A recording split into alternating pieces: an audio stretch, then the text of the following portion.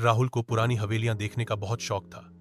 जब उसे पता चला कि शिमला के पास एक 200 साल पुरानी हवेली रावण कोठी वीरान पड़ी है, तो वह तुरंत वहां पहुंच गया। गांव वालों ने उसे रोका, बोले, उस हवेली में कोई नहीं जाता। जो गया लौटा नहीं। पर राहुल को सच्चाई जानने की जिद थी। वो दिन के उजाले में हवेली पहुंचा। हवेली टूटी फूटी थी, दीवारों पर सीलन और जाले। लेकिन सबसे अजीब बात थी, हर कमरे के बाहर एक नंबर लिखा था।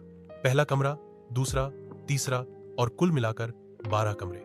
जैसे जैसे राहुल एक एक कमरे में जाता, अजीब घटनाएं घटने लगती।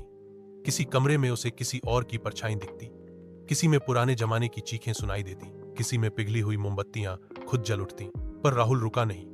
वो लगातार नोट्स बनाता रहा और कमरे पार करता रहा।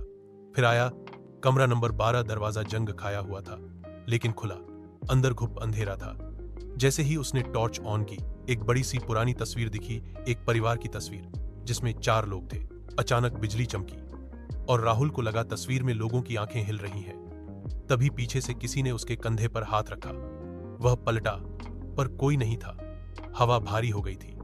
9, जैसे कुछ उसका दम घूंट रहा हो। अब राहुल को वापस जाना था, लेकिन रास्ता गुम हो गया। कमरे बदल चुके थे। वही कमरा अब वैसा नहीं रहा। दीवारें सिकुड़ रही थीं, जैसे उसे निगल लेना चाहती हूं। तभी उसे एक पुराना पन्ना जमीन पर पड़ा मिला, जिस पर लिखा था, जो भी इस कोठी के सभी कमरे देखता है, वो खुद इसका हिस्सा बन जाता है। अब राहुल समझ चुका था, उसे यहां से निकलना होगा, वरना वो भी इस हवेली की आत्माओं में बदल जाएगा। भागते हुए वह जैसे तैसे बाहर के दरवाजे तक पहुंचा। दरवाजा खोलते ही उसे सूरज की रोशनी दिखी। वो गिरते पड़ते बाहर निकला। गांव वापस आकर जब उसने लोगों को अपनी कहानी सुनाई, तो सब हैरान रह गए।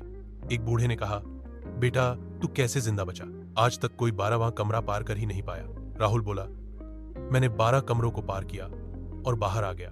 बूढ़ा चुप हो गया और धीरे से बोला, पर बेटा, उस हवेली में तो सिर्फ 11 कमरे हैं। राहुल की आंखें चौड़ी हो गई। तो फिर 12वां कमरा क्या था? और क्या वह सच में बाहर आया था, या बस उसे ऐसा लगा?